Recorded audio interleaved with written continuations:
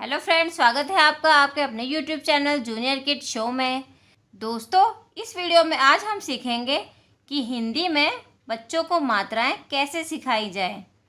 छोटे बच्चों को स्टार्टिंग में स्वर सिखाया जाता है, उसके बाद व्यंजन सिखाया जाता है, लेकिन प्रॉब्लम तब आती है जब उन्हें मात्राएं सिखानी होती है, क्योंकि मात्राओं को लेकर बच्चे बहुत ज़्यादा कंफ्यूज होते हैं।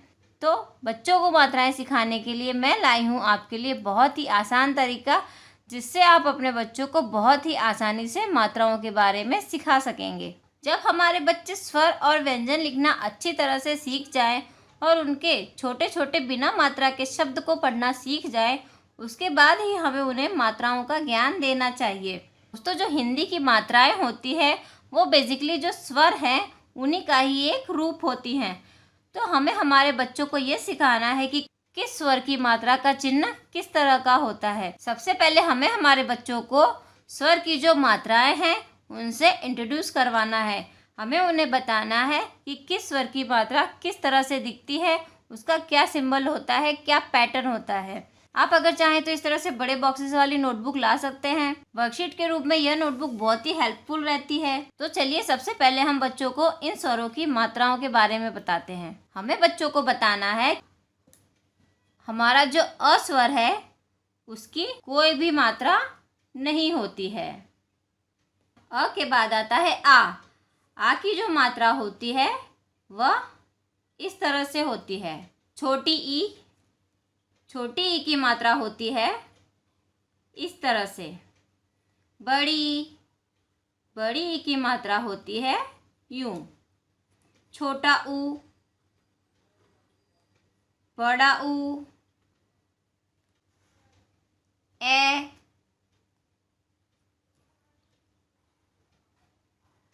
आए। तो ए और आए में कभी कभी तो बड़े लोग भी कंफ्यूज हो जाते हैं, क्योंकि जब हम ए लिखते हैं तो ए के ऊपर कोई मात्रा नहीं होती है, लेकिन जो उसका चिन्ह है उसमें एक मात्रा होती है। और जो अय है उसमें जब हम स्वर लिखते हैं तब तो एक मात्रा लगती है, लेकिन जब हम उसका सिंबल लगाते हैं तो उसमें दो मात्राएं हो जाती हैं। बच्चों को पढ़ाते वक्त इस बात का खास ध्यान रखें, उन्हें इसे अच्छे से क्लियर करके बताएं कि ए की मात्रा सिंगल होती है और आई की मात्रा डबल होती है। इसके बाद आता है हमारा ओ। औ की मात्रा,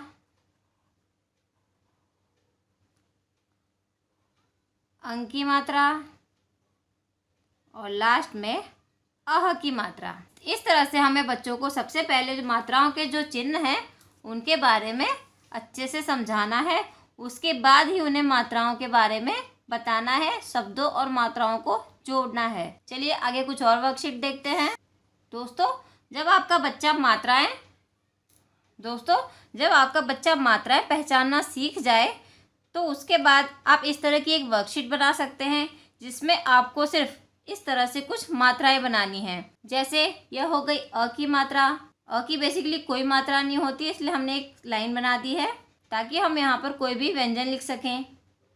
आ, छोटी ई, बड़ी ई, छोटा ऊ, बड़ा ऊ, ए, ऐ, ओ, औ, अंग, अह। ये हो गई हमारे स्वरों की मात्राएं। दोस्तों, जब हम बच्चों को मात्राएं सिखाते हैं तो उसकी स्टार्टिंग हम बारखड़ी से करते हैं। तो बारखड़ी सिखाने से पहले बारखड़ी बच्चा खुद बनाना सीखे, उसके लिए हमें क्या करना है, उन्हें इस तरह से मात्राएं बनाकर दे देना है। और उसके बाद बच्चे से कहना है कि इन मात्राओं में कोई भी एक व्यंजन, कोई भी जो उसका मन करे वो वाला व्यंजन यहाँ पर लिख दे। जैसे कि हम एग्जाम्पल के रूप में यहाँ पर इन सारी मात्राओं के बीच में क व्यंजन लिखते हैं। तो चलिए क व्यंजन लिखने से क्या बनता है, चलिए देखते हैं। जैसे कि यहाँ पर अ की मात्रा की जगह हम लिख रहे हैं क। ये हो गया हमारा क। आ की मात्रा के पास भी बच्चा लिखेगा क, लेकिन क लिखने के बाद जब उसमें आ की मात्रा जुड़ेगी तो वह उसे पढ़ेगा का। इसी तरह से बच्चा आगे लिखेगा क, और जब क के ऊपर छोटी ई की मात्रा लगेगी तो वो हो जाएगा की।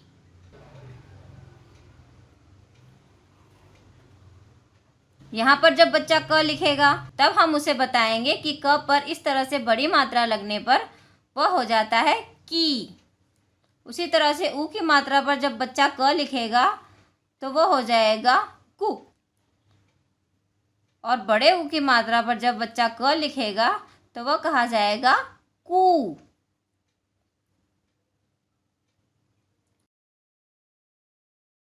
क के ऊपर जब ए की मात्रा लगेगी तो वह कहा जाएगा के। कए, को, कौ, कंग, कह। आप देख सकते हैं कि हर बॉक्स में बच्चा सिर्फ क लिखेगा और उसकी बारखड़ी बनती जाएगी। स्टार्टिंग में आपको मात्राएं खुद लगाकर देनी है बच्चों को, और बच्चे को उसमें कोई भी व्यंजन लिखने को बोलना है, ताकि वह जब व्यंजन लगाए और उस मात्रा का यूज़ करे तो वह उस अक्षर को अच्छे से बोल पाए।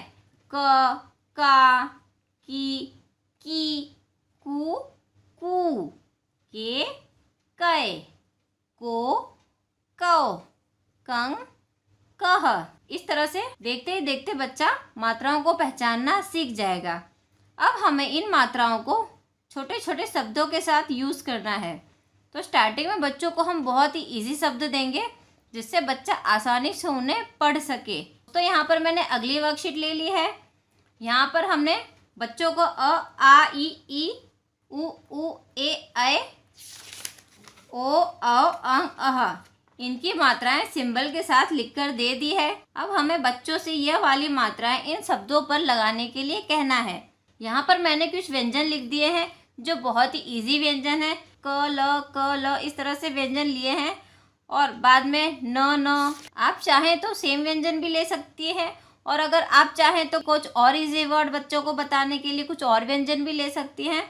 मैंने यहाँ पर वर्ड लिया है कल। हमें बच्चों से इन मात्राओं को क या फिर ल या फिर दोनों पर लगाने के लिए कहना है, ये शब्द कुछ अलग तरीके के शब्दों में बदल जाते हैं। तो हमें बच्चों को यह सिखाना है दो सिंपल से व्यंजन जब इन पर मात्राएं लगती है तो यह किस तरह से एक शब्द बन जाते हैं। सबसे पहले हम शुरू करते हैं अ से। अ का जो स्वर है वह बोलने में तो सुनाई देता है, लेकिन उसका कोई चिन्ह नहीं होता है।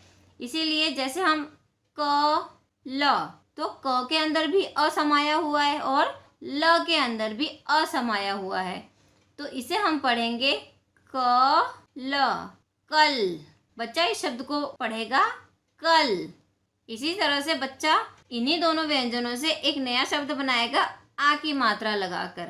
हम बच्चे से कह सकते हैं कि वह ल पर या क पर आ की मात्रा लगा सकता है। अगर वह क पर आ की मात्रा लगाएगा तो यह बन जाएगा काल, और अगर वह ल पर आ की मात्रा लगाएगा तो यह बन जाएगा कला। हम यहाँ पर ल पर आ की मात्रा लगा देते हैं और ये हमारा शब्द बन गया कला।